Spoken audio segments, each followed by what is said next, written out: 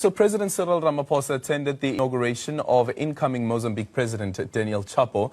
This is despite the widespread protest by Venancio Mondlane supporters who claim that the election was rigged. Over 300 people have been killed in the post-election protest since October last year. Build One South Africa says President Ramaphosa's attendance in the inauguration of Mozambique as president is undermining the democratic values in the SADC region. Its leader, Mmusi Maimane, now joins us to have this conversation. Mmusi, a very good morning to you. Thank you so much for making time for us this morning. So here's the thing, though, about the president and him attending the inauguration, that I think for some of us it caught us by surprise, even members of the media, because initially we were told that it was Ronald Lamula, the Minister for International Relations, that will be attending the ceremony and not the president. But then on the day, we actually found that it's actually the president who is attending. What do you read into that? And also considering the call that you had made even before that the president shouldn't attend this inauguration. Good morning, and good morning to fellow South Africans. First and foremost, I certainly think that as the former president of Botswana had declared that the elections in Mozambique were not free and fair, and that continuing the violence with human rights being violated in Mozambique, the president's attendance simply is a betrayal of those people. But to me, what's even more painful is that the president has been selective as to which inaugurations he attends. When there's a free and fair election in Botswana, and the opposition wins, the president doesn't attend.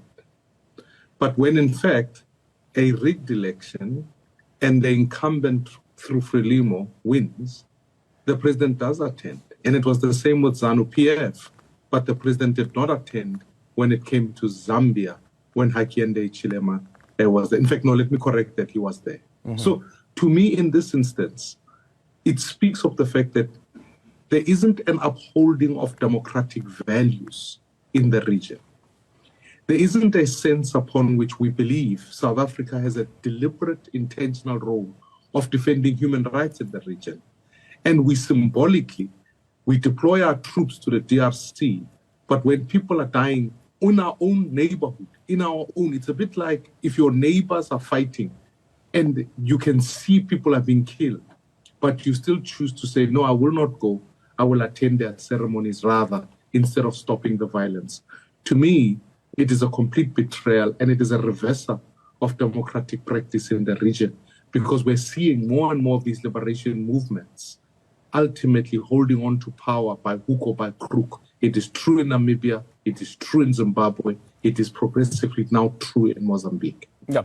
Then considering the principle of sovereignty, and here you have a constitutional council that has rejected the allegations that have been made by the opposition that that insofar as that the elections have been rigged or there have been errors, they are not big enough or widespread enough to actually say that the elections themselves should be nullified, and therefore the elections have been declared credible. And then there is a decision that was taken that DANIEL Chapo will be inaugurated as the next president of the country. Should South Africa really be seen to be undermining that decision of a constitutional council of another country? I certainly, well, let me say this first thing, is that the same happened in Malawi.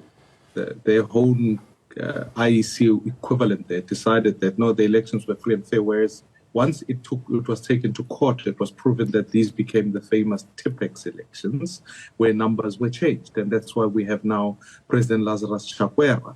The same happens when in internal systems who are captured declare the incumbent for fear of intimidation, violence that has been now enacted on the opposition.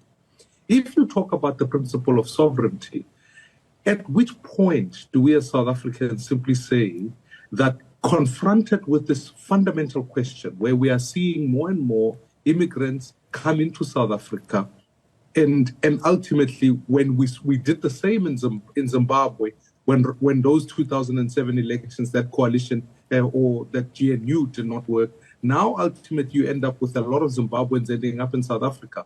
The idea of sovereignty now becomes something that is completely different when you are confronting immigrants who are fleeing dictatorships in their country. It's a bit like when I always say people, when water is flowing into your house, don't pick up a mop first. Go find out where the leak is coming from.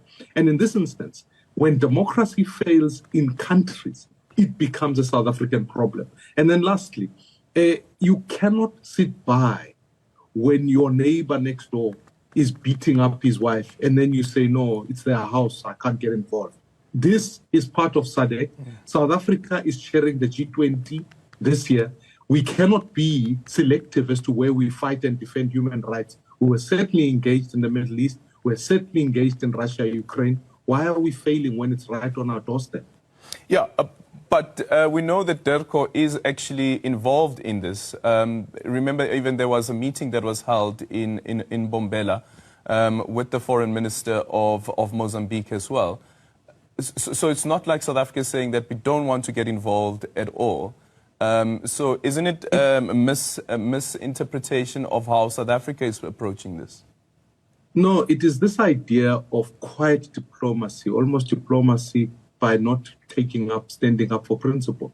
The engagement almost always becomes one way of liberation movements joining up together, where ultimately the engagement seems to be linked with Frelimo, that the version of the government is the government that is put forward. How much engagement takes place with opposition? How much is there a space where there's an open dialogue that takes place? I saw exactly the same movie play itself out when I even asked the ANC, when matters were taking place in Zambia with Hakainde Hichilema being locked up. They simply stated this principle of sovereignty and quiet diplomacy between them and Edgar Lungu at the time. The defense of liberation movements is not something that we can sustain in a democratic state. It can be the ANC's own integration into that space, but ultimately as a government and as President Ramaphosa, who is the head of government, it becomes absolutely vital that we take a lead on human rights. And so for me, if you really want to show genuine engagement, bring all parties to the table, have an open discussion, and make sure that you fight, you deploy the troops to ensure that violence is not continued against people who simply are defenseless against a state that is now becoming tyrannical. Yeah, what would you like to, or what would you have preferred to see happen in Mozambique? And as a member of parliament, is there anything that could be done from our parliament side in terms of instructing and holding the executive accountable? Yeah, absolutely. I think that we've deployed military engagement into the DRC. We needed to have thought harder about how we deal with security in Mozambique itself, because that violence means the border there is being closed, which impairs that. Not only when you talk about sovereignty, it impacts our own trade. We have a lot of trade that must take place between us and Mozambique, and so we've got to secure that. So the securing of that border, making sure goods can move, and allowing our military intervention to make sure that there's safety there would have been the most important thing. The second is I've written to Minister Lamola to ask him, he has to assist with the security of Mr. Mondlane, simply because when in opposition, we are privileged here in South Africa in some instance, in that actually if you are in the opposition, you are free, as I am doing, to say, I don't agree with the actions of the government and I don't fear for my life. Whereas in Mozambique, that cannot be true. So ultimately, as South Africa, we need to be able to provide and act in a manner that protects all citizens for having a view, given the fact that of our long-standing history, even with the former president there and ultimately with Graça Machel and many other relations we've had with Mozambique.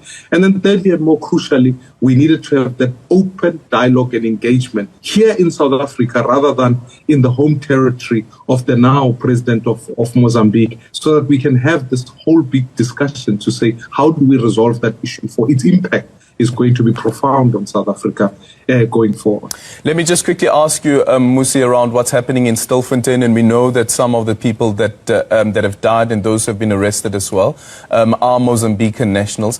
But from a parliamentarian's perspective, what's your overview around how Operation Vala Umkoti has been executed?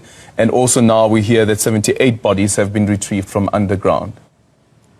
I really believe that Parliament must engage a strong inquiry that is independent of the executive at this point in time, because This matter is chronic. It is occurring not only in Stilfontein, there are many other spaces where mining is taking place. And ultimately, what I would call is that Parliament must take a lead into taking a strong inquiry.